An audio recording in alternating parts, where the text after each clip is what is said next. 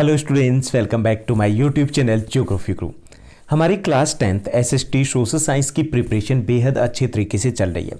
जैसा कि हमने प्रॉमिस किया था कि आपको क्लास 10th सोशल साइंस का कंप्लीट पैकेज दिया जाएगा, जिसमें हम सभी चैप्टर्स है वो इंग्लिश और हिंदी मीडियम में सेपरेटली डिस्कस कर चुके हैं। मैथ वर्क भी हमारा हो चुका है। उसके बाद हमारा जो नेक्स्ट जो स्टेप है वो चल रहा है रिवीजन बैच, जिसमें हम MIQ यानी कि मोस्ट इंपॉर्टेंट क्वेश्चन है वो डिस्कस करें। उसके बाद हमारा जो नेक्स्ट स्टेप रहेगा जिसमें हम मॉक टेस्ट यानी कि मॉडल टेस्ट पेपर है वो डिस्कस करने वाले हैं। आज हम रिवीजन बैच में मोस्ट इंपॉर्टेंट क्वेश्चंस की सीरीज में पॉलिटिकल साइंस यानी सिविक्स के 7 चैप्टर आउटकम्स ऑफ डेमोक्रेसी, लोकतंत्र के परिणाम, इस चैप्टर से रिलेटेड मोस्ट इंपॉर्टेंट क्वेश्चन है वो डिस्कस करने वाले हैं। तो चलिए देखते हैं कौन से क्वेश्चन है जो MIQ में रहेंगे। सबसे पहले हम very short answer type questions की बात करेंगे, यानी कि जो 1 मार्क्स के क्वेश्चन पूछे जाते हैं। 1 मार्क्स के क्वेश्चंस की बात करें तो ये चैप्टर हमारा 1 मार्क्स के क्वेश्चन के पॉइंट ऑफ व्यू से लीस्ट इंपॉर्टेंट चैप्टर है, यानी कि सबसे कम इंपॉर्टेंट चैप्टर है, क्योंकि इसमें से कोई पर्टिकुलर आपका 1 मार्क्स का क्वेश्चन नहीं बनता है। जनरल क्वेश्चन बनते हैं, जैसे कि डेमोक्रेसी के जो गुण दिए गए हैं, कोई एक गुण बता दीजिए, डेमोक्रेसी की कोई एक कमी बता दीजिए, डेमोक्रेसी में कोई एक लॉ बता दीजिए, उसकी डेफिनेशन दे दीजिए, लाइक दैट ऑफ। फिर भी मैं कुछ क्वेश्चंस जो आपके लास्ट 10 ईयर्स में प्रीवियस क्वेश्चन पेपर है उनमें जो रिपीट हुए वो यहाँ पर लेकर के आया हूँ। फर्स्ट क्वेश्चन रहेगा, what are the basis of democracy, लोकतंत्र का आधार क्यों है, यानी कि आधार क्या है। इसका मतलब ये है कि लोकतंत्र है वो लगातार लोकप्रिय होता जा रहा है, पूरे विश्व में ज़्यादा से ज़्यादा देश हैं वो लोकतंत्र को अपनाते जा रहे हैं, तो इसके कारण क्या है ये हमें बताना है। The passion for respect and freedom of the citizen are the basis of democracy, यानी नागरिकों का सम्मान और स्वतंत्रता के लिए जुनून ही लोकतंत्र का आधार है। एकमात्र लोकतंत्र ही ऐसी शासन व्यवस्था है जिसमें लोगों को स्वतंत्रता दी जाती है, उनको अधिकार दिए जाते हैं, इसलिए यही इसका आधार माना जाता है। इसी के कारण जो डेमोक्रेसी है वो पॉपुलर होती जा रही है। सेकंड जो 1 मार्क्स में क्वेश्चन रहेगा, on which factors economic development of any country depend. यहाँ पे एक ही ऐसा एस्पेक्ट कह सकते हैं जिसमें डेमोक्रेसी वो नॉन डेमोक्रेटिक गवर्नमेंट से पीछे, वो है इकोनॉमिक एस्पेक्ट। ओके, यहाँ पे है वही बात की गई है कि on which factors economic development of any country depend, किसी भी देश का आर्थिक विकास किन कारकों पर निर्भर करता है। तो इसमें हमें कुछ एग्जाम्पल देने, जैसे on population size, resources, government policies, यानी जनसंख्या कितनी है उस देश की, वहाँ पर संसाधन कितने हैं, सरकार की पॉलिसीज़ क्या है, इन पर डिपेंड करता है उस देश का आर्थिक विकास कैसा होगा, न कि केवल डेमोक्रेसी या नॉन डेमोक्रेटिक गवर्नमेंट है उसके ऊपर।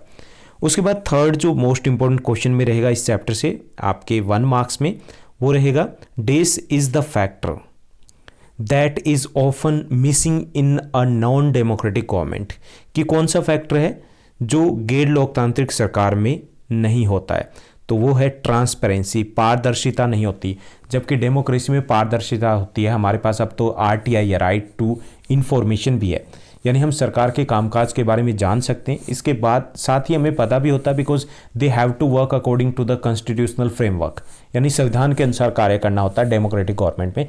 तो गैर लोकतांत्रिक सरकार में क्या नहीं होती, पारदर्शिता, ट्रांसपेरेंसी। फोर्थ हमारा क्वेश्चन रहेगा 1 मार्क्स में, मेंशन 2 शॉर्टकमिंग्स ऑफ डेमोक्रेसी, लोकतंत्र की 2 कमियां हमें बतानी है। So corruption and slow economic development, यानी भ्रष्टाचार और धीमा आर्थिक विकास, ये 2 कमियां है लोकतंत्र की, यानी हम करप्शन है वो अभी भी लोकतांत्रिक देशों में उतना ही है जितना कि नॉन डेमोक्रेटिक गवर्नमेंट में होता है, उससे कहीं ज़्यादा है। दूसरा ये कि अगर हम इकोनॉमिक डेवलपमेंट की बात करें तो इसमें हम थोड़ा सा पीछे हैं नॉन डेमोक्रेटिक गवर्नमेंट से।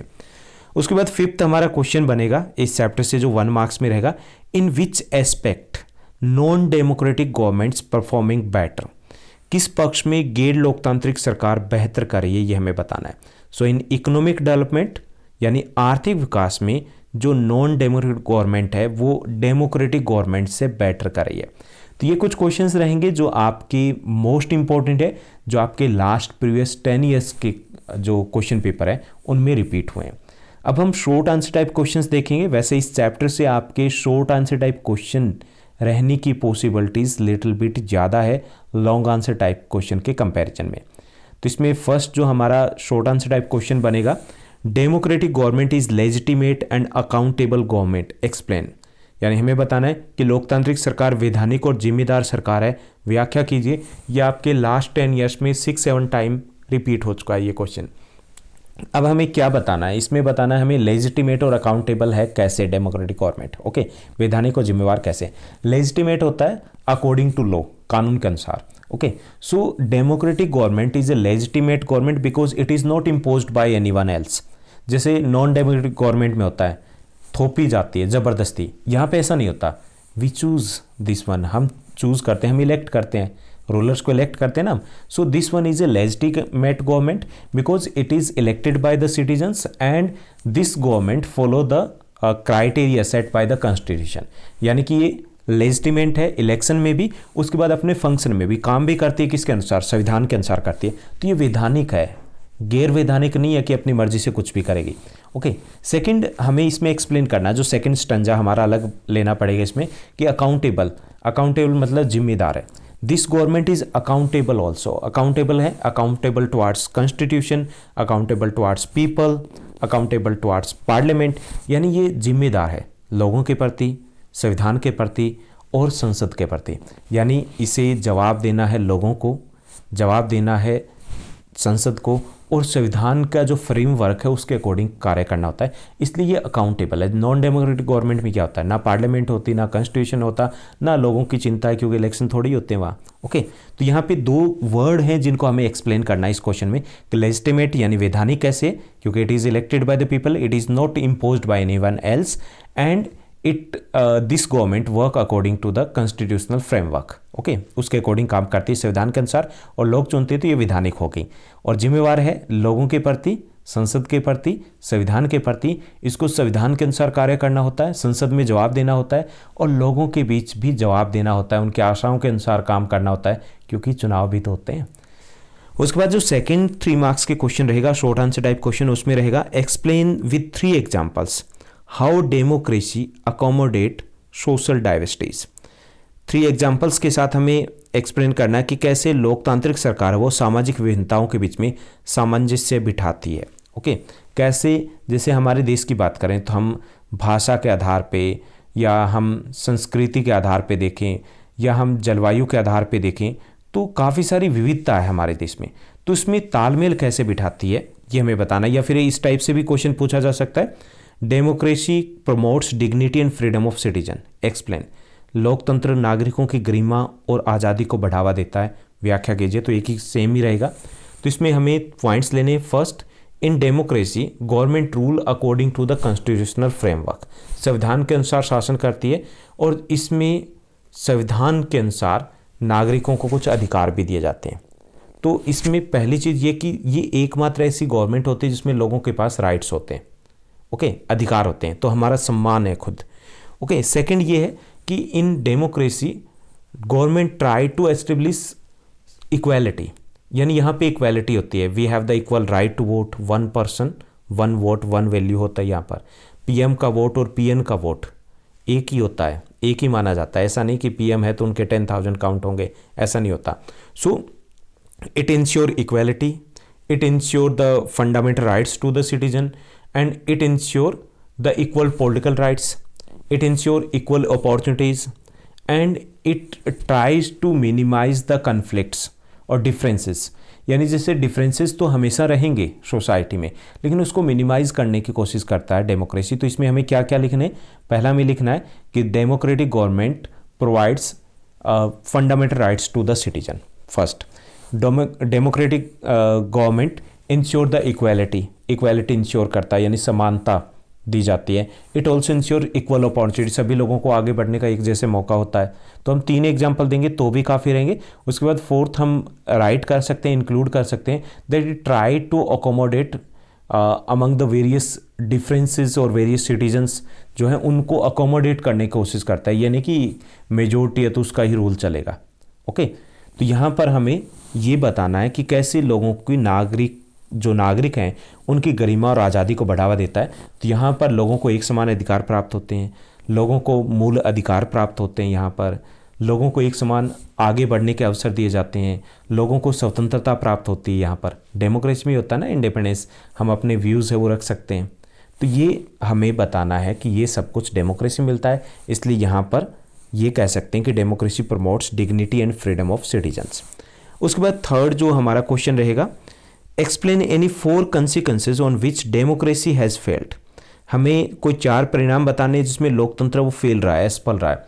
In the reduction of poverty, गरीबी कम करने में फेल रहा है, गरीबी उतनी ही थी जितनी पहले थी उतनी है, कम नहीं हुई है डेमोक्रेटिक कंट्रीज में।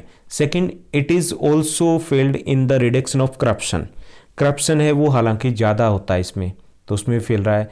It is also failed to reduce the unemployment, बेरोजगारी है वो उतनी ही रही है, उसको भी कम नहीं कर पाया है। एंड फोर्थ है economic development, low economic development है वो भी यहाँ पर काफ़ी कम रहा है। तो ये कुछ एस्पेक्ट्स हमें बताने, यानी गरीबी कम करने में, आर्थिक विकास में भी कमी रही यहाँ पर।